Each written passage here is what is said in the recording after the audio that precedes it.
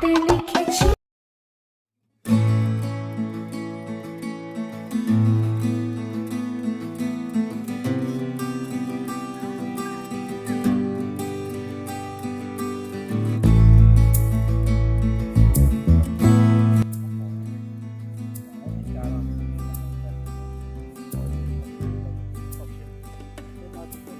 nó chỉ trong sắp tới nó tới chờ lấy lo nó chỉ sắp tới nó tới mà thủ ta lên tôi đấy chúng nó sẽ chơi nhá cái tay ta lên cái chết kho bị han nhưng không phải lúc chết được tao yêu nó mua nhưng phải lúc chết bị cái mà tao đi đeo tao bán đi đeo nó bị phá chú ta chúng mua chết bị nó bị cái là chỗ chúng mà chỗ lo nó về chúng mình đây có vậy chứ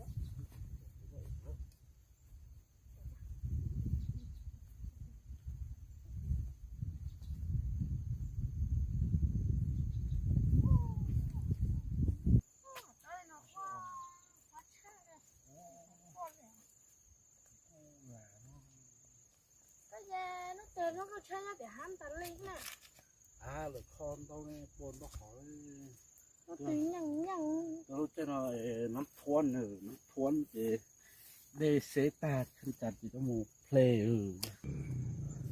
đó cái đấy bây giờ cho một nhà tiền không ngoài có mới luôn một tí nha để nó để tao nó xa thế đi cả thế nó bỏ thì tao lo tủ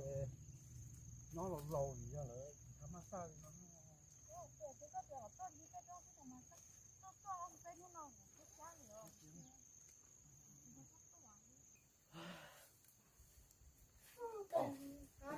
chuyện liên nó tua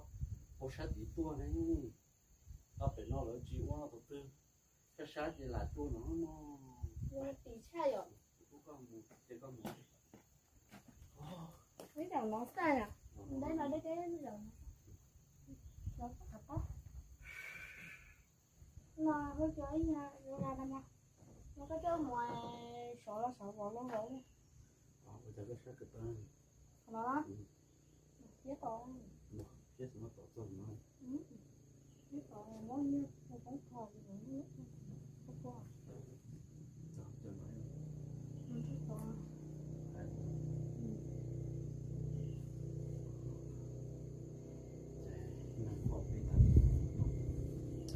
chưa lắm mà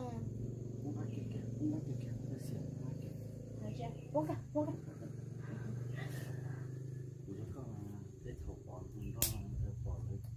mà mua có cái gì rồi tụi gì tụi con này nó chết tại nó xin được tôi thì cũng lần qua liền xin nè tôi sao tôi chơi nó ra hết tiền duyên nó hơn chỉ thì cái nhà chịu quá chị nào chỉ chịu có mua được mua mới xuống là tôi nhớ tên này là khá tôi xuống là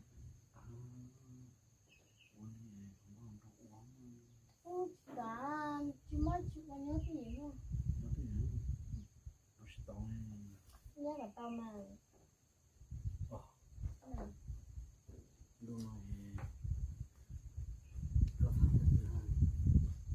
cả tao là người thả chỉ thả câu thôi mà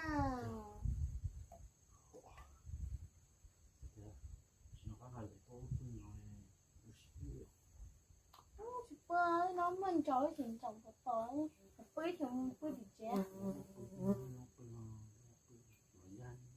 cái lá thì mong bơi bị chết là bơi bị chết hay đâu bơi đi mọi chỉ hay đâu tên này nói giống giống tên chết nó à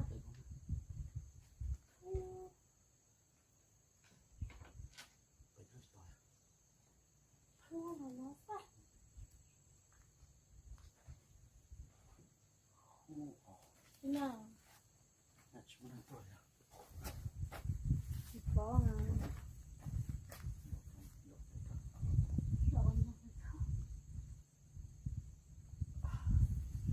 con rất bỏ không vô phải tê bệnh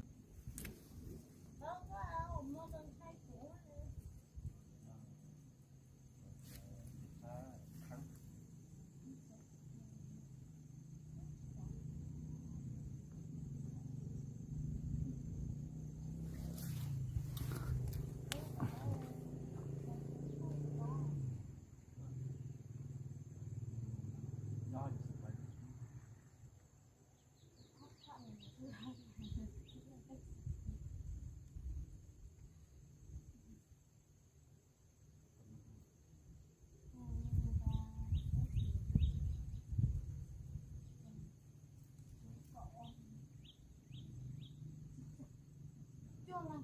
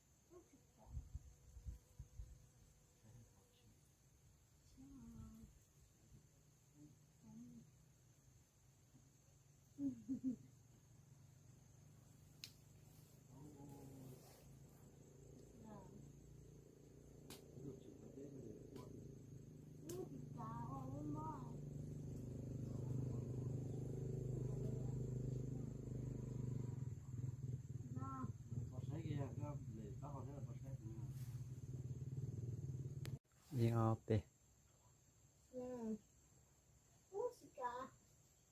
nó mồi có thể có mua bé mua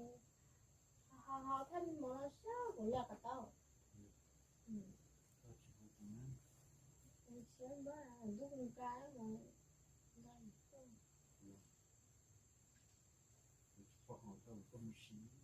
không có sao có cái gì đấy thì đi cả tao mới lúc đó nè đó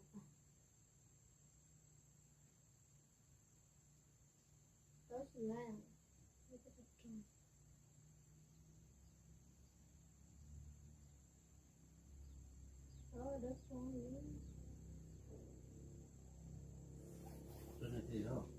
và ยิงเอาไป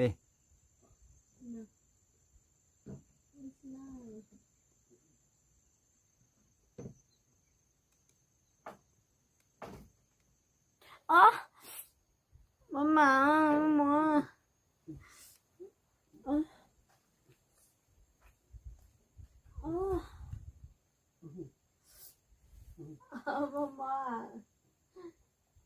Ô, lại à? Con thở chủ ta. Ô. Con mới thở. Bảo này. Ôi. Mới chạy. Bố mẹ cho bố chỉ đó thân. Con mong cái tay. Mong cái tay. Cái啥thì tôi phải tới trong nó thì chơi rồi tôi ý nó chỉ là chúng nó hay là cái Chế ra. ta xuống thì phải chơi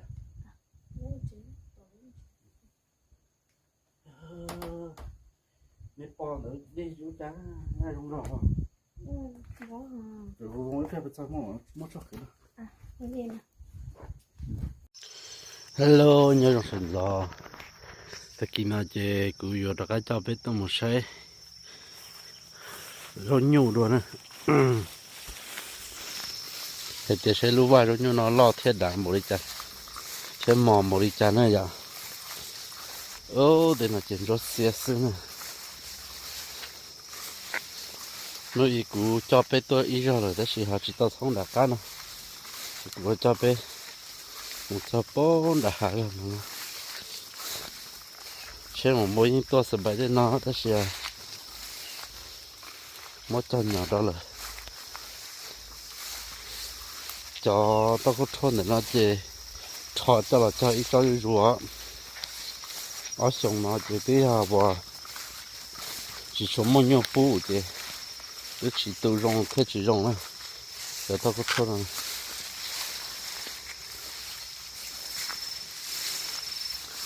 bố đã nó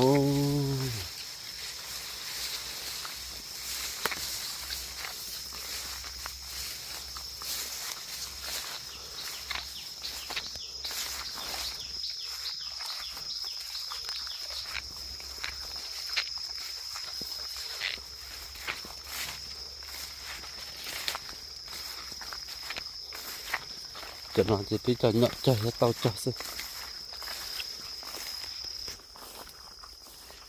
จะบ่เตาบ่เกิดดอกชัดมาแล้วสินี่นะว่าเลยต้มหมอเราจะหมอชับไปเลยจะนอนจะที่เราตาอ้นน้องตาเลยเถอะปุ๊บตาเลยโอ้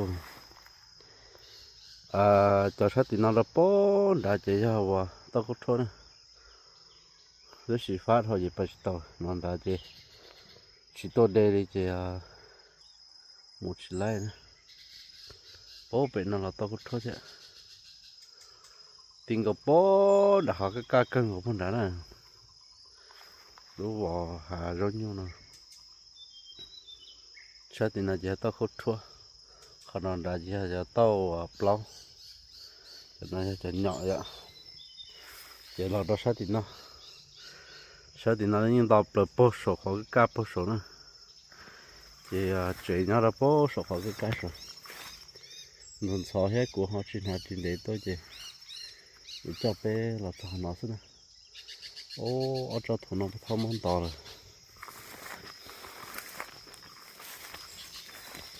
นอนละโป้ตอนนั้นพอเป็นน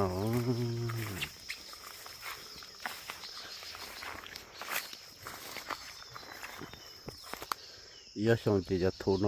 รอตัวเจก็ว่าเจตอนแห้งนี่นะ用多我一件有钱，然后拿我两根过来跳，这上坡个，你想到多我一件钱都难拿，这好弄点呐，那这山呐，这好像那这，牛是当里这只人牛这个土里呢，这那这都来民居民居，还头路真都花那这。anh hôm nay tôi chỉ số món nào lại chỉ số lại rồi bố số nào bố thì cho cá bố số rồi là như cho nhỏ cho to chắp tới liền thì cho hạt thu phát thì nó đập được số cái cá số thế nào là những đập được bố số chế số nó chỉ xin được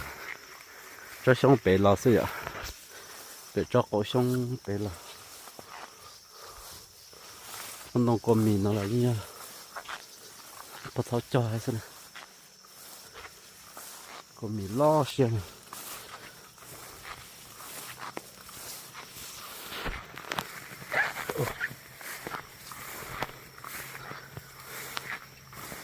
mà bỏ bể đây đấy theo cả đi đi hết ta tại rồi sao hết ta khó giờ để số bao số trong số chỉ ở hết ta ở hết ta xí à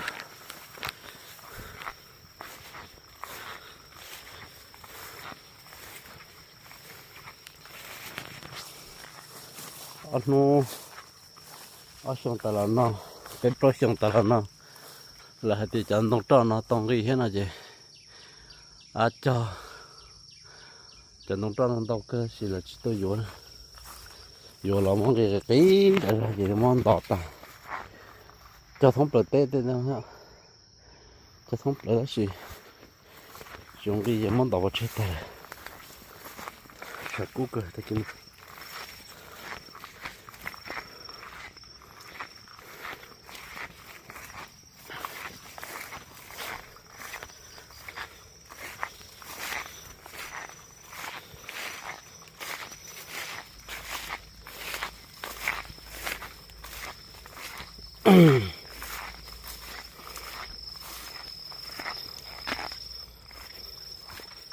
lọc lại bố rồi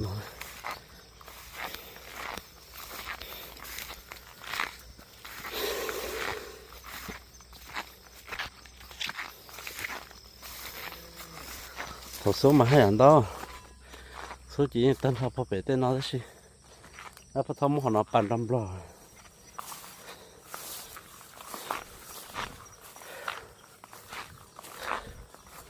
ôi giờ cái làm đập được một cái nào luôn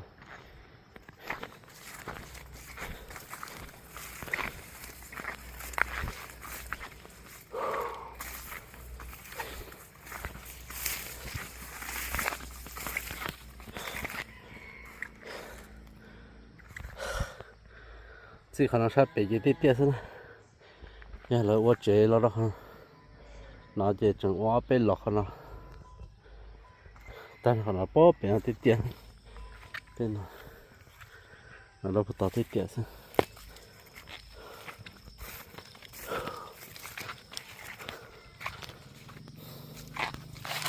OK， 那个包被这边电，可能就还没搬成不了的。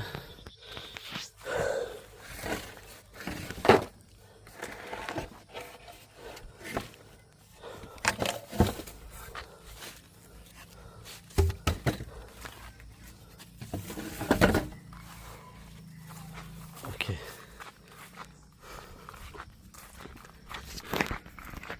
哦，地个头不地都这了那不大哦。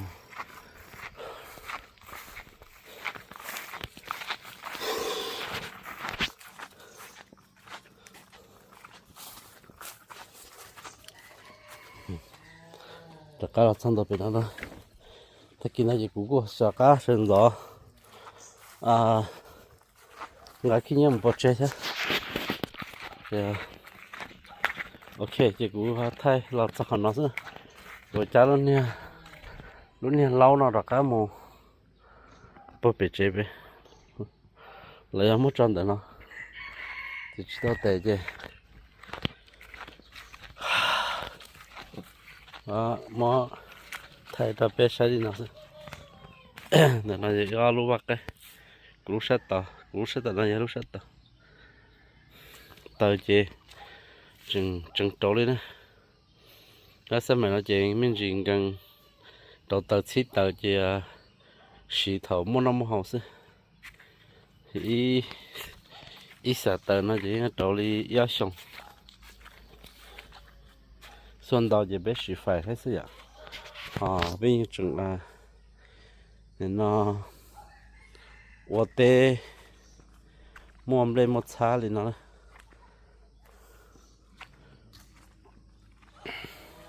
có phải nó là OK จะจับไปรอลินนะสินะตะกี้มันก็จับไปมุนยี่ขอเชิญด้วย